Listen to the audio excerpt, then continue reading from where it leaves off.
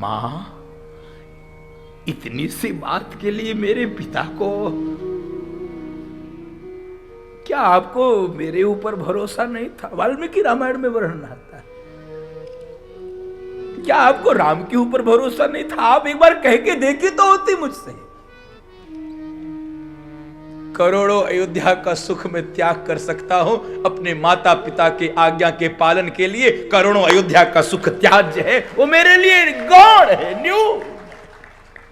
और मां, वो बेटा तो भाग्यशाली होता है जिसको अपने माता पिता के आज्ञा के पालन का अवसर। सुनु जननी सोई सुत बड़ भागी, सुनु जननी सोई सुत बड़ भागी, जो पितु मातु वचन अनुरागी,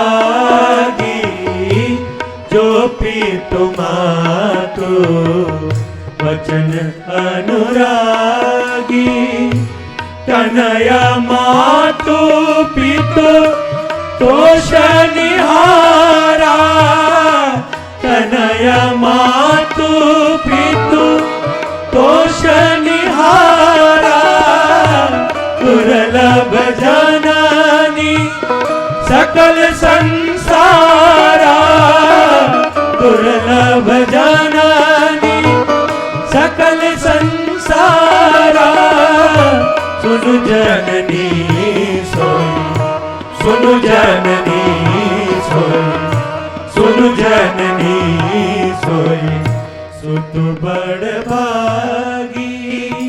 वो बड़भागी होता है, वो भाग्यशाली बेटा होता है जिसको माता पिता की आज्ञा का पालन करना हो। महाराज की तभी मूर्छा दूर हो गई, भगवान को देखे गले से लगा लिए, और जब भगवान को गले से लगाए फूट के रोने लगे। भगवान के भी नेत्रों से आंसू। कोई बूढ़ा बेटा जवान बेटे से लिपट के रोए, धरती और आकाश रोने लगते। महाराज एकदम से गले लगे। राम बेटा, मैं भले कह दूं, तू मेरी आज्ञा को मानना नहीं। दुनिया का सारा बाप चाहता है उसका बेटा उसकी आज्ञा को माने।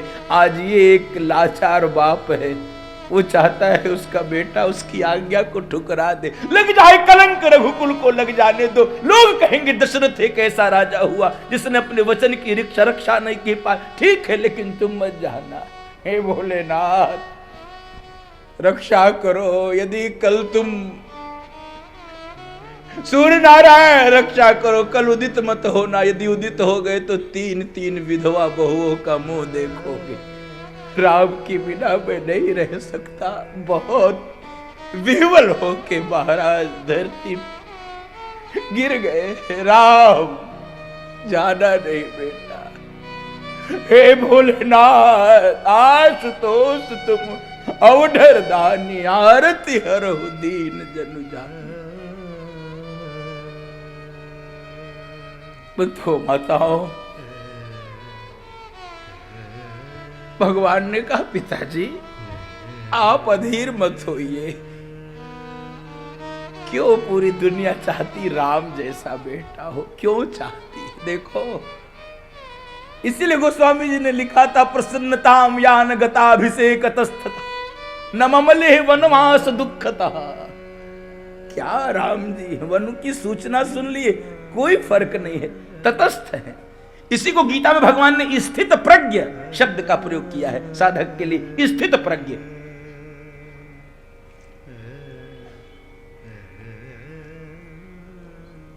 पिताजी आप तो बस आशीर्वाद दीजिए, और बस 14 वर्ष की बात है, मैं मां को प्रणाम कर लूं और फिर आपको प्रणाम करके एकदम से वन में चला जाऊंगा। 14 वर्ष की बात है। भगवान की ये वचन और चुभ रहे हैं महाराज को, और चुभ रहे। मैं जानता था कि मेरा राम कुछ भी प्रतिकार नहीं करेगा, एक शब्द भी मुझसे नहीं पूछेगा। मैं जानता था। बंधु माताओं, सुनने में तो ये लगता है कि हाँ ठीक है भगवान वन में चले, जरा आप कल्पना कीजिए बहुत आज्ञाकारी और सदाचारी बेटा होगा ना, यदि उसका बाप रात में कह दे कि सुबह मैं तुमको साइकिल दिलाऊंगा, और बेटा सुबह पहुंचे बाबूजी साइकिल दिलाओ, पिताजी कहे नहीं नहीं अब नहीं दिलाऊंगा मेरा विचार बदल गया है। बहुत आज्ञाकारी बेटा होगा तो भी कह देगा सुनो नहीं देना था तो नहीं दिलाना था तो बोलने की क्या जरूरत है, क्यों कह दिया तुमने, इतना तो कह देगा कम से कम। धन्य है मेरे प्रभु, क्यों ये राम की कथा प्रासंगिक है, क्यों ये राम के चरित्र को सुनने के लिए ये कान उतावले रहते हैं बंधु माताओं, कि वो राम है जो 14 वर्ष के वनवास को किस रूप में स्वीकार कर दिया। प्रतिकूलता में अनुकूलता, और एक अनुकूलता नहीं 4 अनुकूलता, 4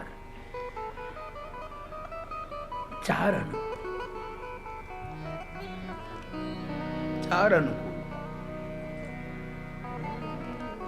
मैं वन में जाऊंगा तो 4 बातें अनुकूल हो जाएंगी मेरे लिए। कौन कौन सी? मेरी मां की इच्छा पूरी हो जाएगी, कैकेयी मेरी मां है, मेरे पिता के वचन की रक्षा हो जाएगी, दशरथ जी मेरे धर्मात्मा पिता है, और तीसरा सबसे बड़ा सुख, भगवान की आंखों से आंसू आ रहे, मेरा भरत अयोध्या का राजा बन जाएगा, मेरा भरत अयोध्या का राजा। और चौथा सुख तो जाके उन्होंने वाल्मीकि ऋषि से ही कह दिया था कि आज यदि पिताजी मुझे वन में न भेजे होते तो आप जैसे साधु संतों का दर्शन कैसे हो सकता था, उनका सानिध्य कैसे मिल सकता था यदि आप न मिले होते। आप 4 सुख देख रहे, इसी को राम कहते बंधु माताओं, जो प्रतिकूलता में अनुकूलता। पिताजी बस आप तो मुझे आशीर्वाद दीजिए, यही वैद्य का लक्षण है।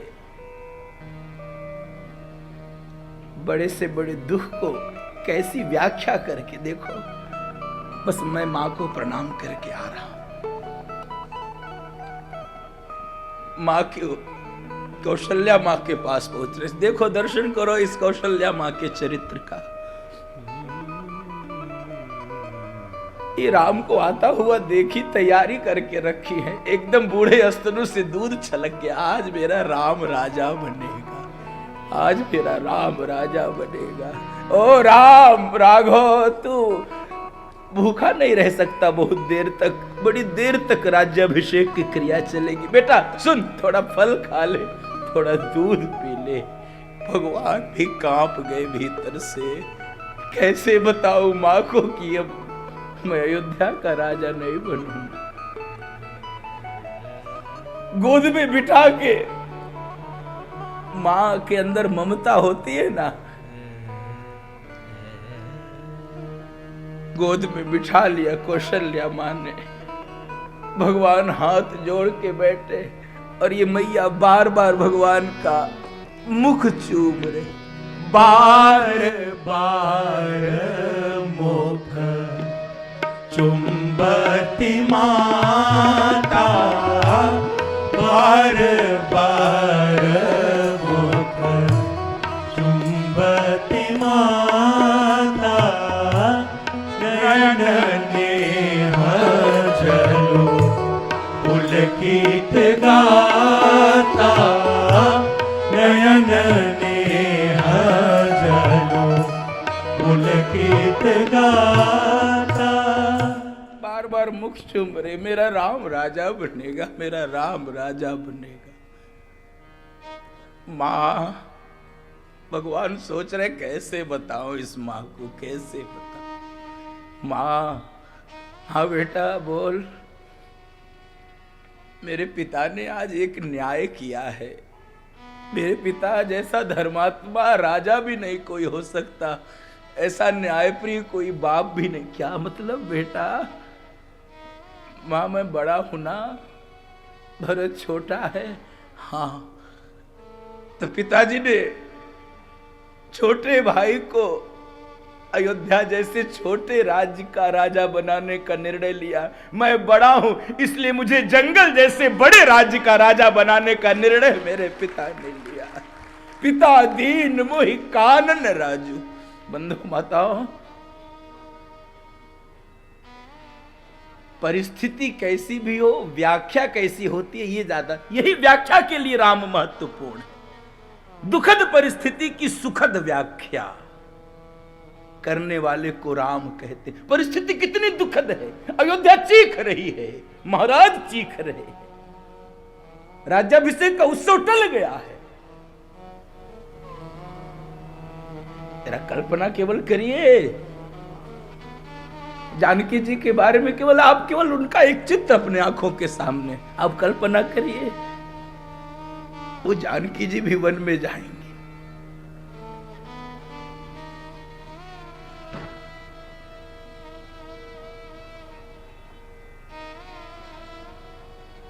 बंधुओं माताओं, मां, आप तो बस मुझे आज्ञा दो, सुमंत्र के बेटे ने सारी घटना जब सुनाई दी है, कौशल्या मां सावधान हो गई। अब इस कौशल्या मां के चरित्र का दर्शन कीजिए। दुनिया की कोई और मां होती, बंधो माता, कोई और मां होती तो क्या कहती कि राज्यसभा ने मेरे बेटे का राज तिलक तय किया, तू होती कौन टलवाने वाली? कोई और श्रेष्ठ मां होती तो कहती तू अपने बेटे को राजा बनवा, मुझे कोई आपत्ति नहीं, लेकिन तू होती कौन मेरे बेटे को वन में भेजने वाली? लेकिन जय हो कौशल्या माई की, धन्य है कौशल्या मां। ये कह रही सुनो राम, कह तेरी सौतेली मां नहीं है बेटा, वो मेरी सौत नहीं है, वो तेरी मां है। और केवल तेरे पिता की इच्छा होती तो मैं तुझे वन में रोक लेती, क्योंकि मां का बेटे पर बाप से 10 गुना ज्यादा अधिकार होता है। लेकिन वो कैकेयी की भी इच्छा है ना, वो तेरी मां है, कैकेयी तेरी मां है। और मां और पिता दोनों की यदि इच्छा है तो बेटा तुझे वन जाना ही चाहिए। जो पीतु मातु कहो बन जाना, जो पीतु मातु कहो बन जाना, तो कानन सत अवध समाना, तो कानन सत अवध समाना। जो भी तुम तू कहो बन जाना, तो जंगल 100 अयोध्या के समान हो जाएगा। जय हो कौशल्या माई की। इन्हीं कौशल्या आदि माताओं के कारण और इन्हीं कौशल्या माँ की प्रेरणा से लेकर जिन माताओं ने, जिन बहनों ने, जिन पत्नियों ने अपने पति की आरती उतार के, जिन बहनों ने अपने भाई की कलाई पे राखी बांध के, जिन माताओं ने अपने बेटों को तिलक लगा के देश धर्म की रक्षा के लिए विदा किया, बंधो माताओं, आज ये देश, आज ये धर्म, आज ये संस्कृति यदि सुरक्षित है, इन्हीं माताओं और बहनों के त्याग के कारण सुरक्षित है। और कोई कारण, और कोई कारण क्या नहीं त्याग किया है।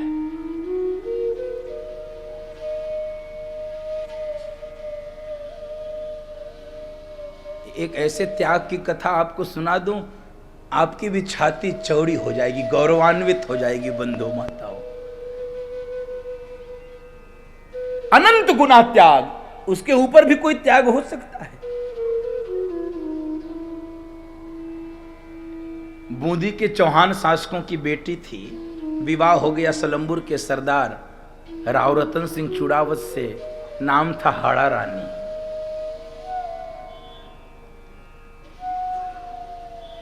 हाड़ा रानी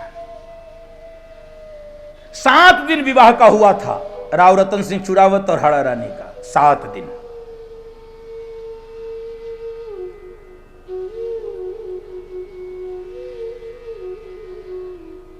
एक रतन सिंह का मित्र शार्दुल सिंह पहुंचता है। रतन सिंह, महाराज की इच्छा है कि औरंगजेब की सेना जो आगे दिल्ली से बढ़ रही है, उसको बीच में ही रोकना है, उस युद्ध को तुझे करना है, ये महाराज राज सिंह की इच्छा है।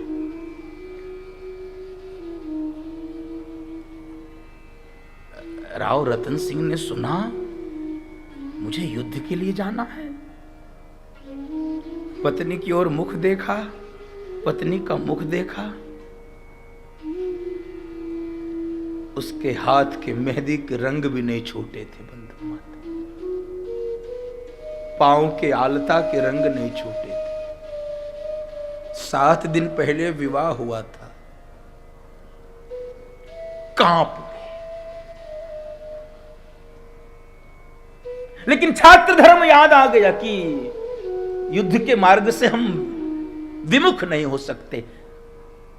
हाड़ा रानी ने भी संकेत कर दिया, नहीं, गीता में भगवान ने कहा है शौर्यम तेजोधितिर्दाक्ष्यम युद्धे चाप्य पलायनम दानम ईश्वर भावश्च छात्र कर्म स्वभावजम। युद्ध से विचलित नहीं हो सकता। ये छात्र धर्म है, ये सैनिक का धर्म है, ये क्षत्रिय धर्म है।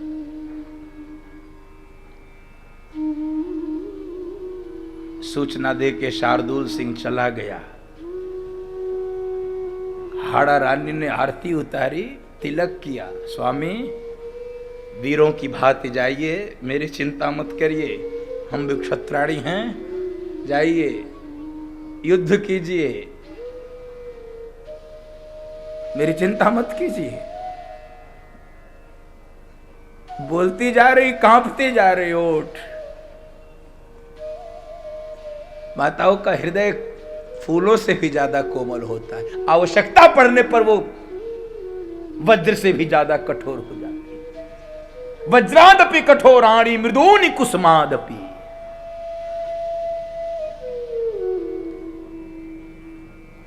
आरती उतारा, तिलक लगाया, तैयार हुए, पीछे मुड़ मुड़ के देखते जा रहे हैं रानी को।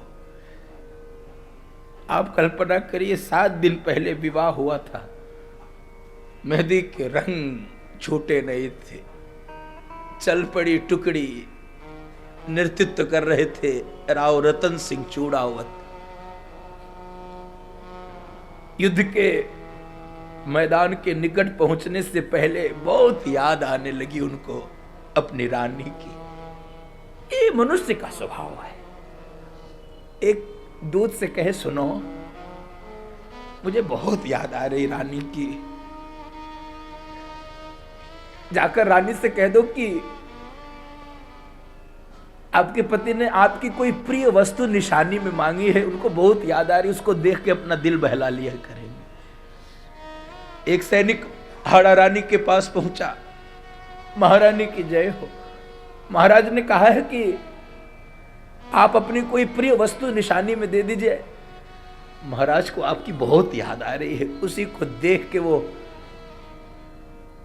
कांप गया सीना हाड़ा रानी का।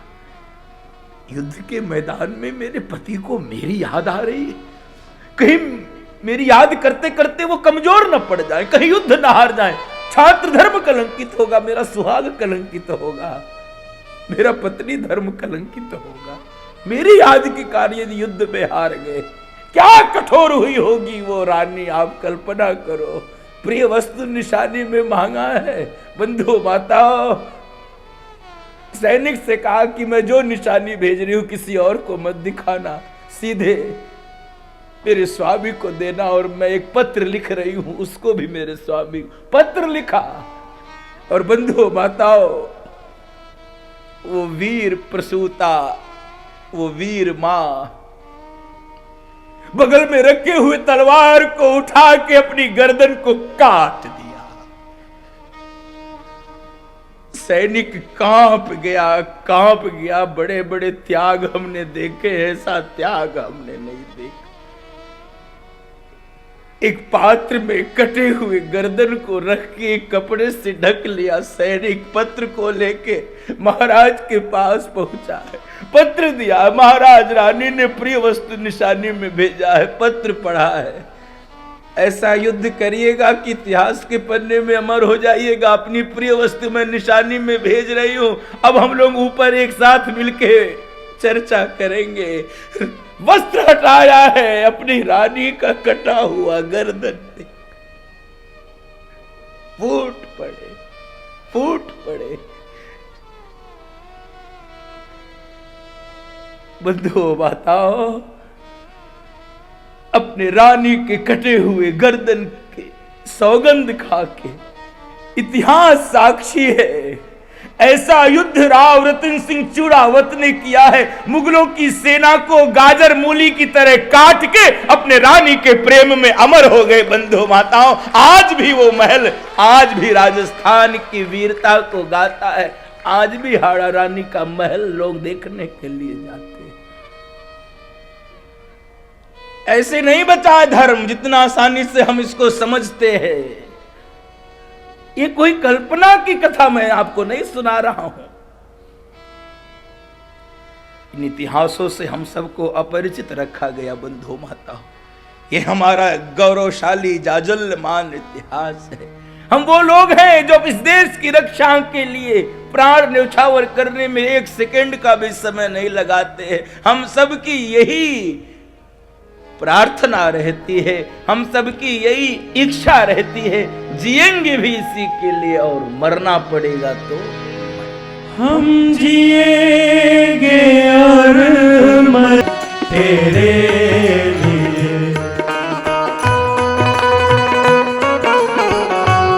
है वतन महबूब मेरे, तुझ पे दिल कुर्बान है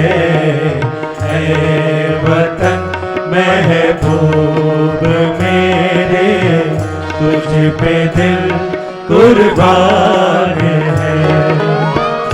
हम जिएंगे और मरेंगे है वतन तेरे लिए, दिल दिया है जान भी देंगे है वतन तेरे लिए, दिल दिया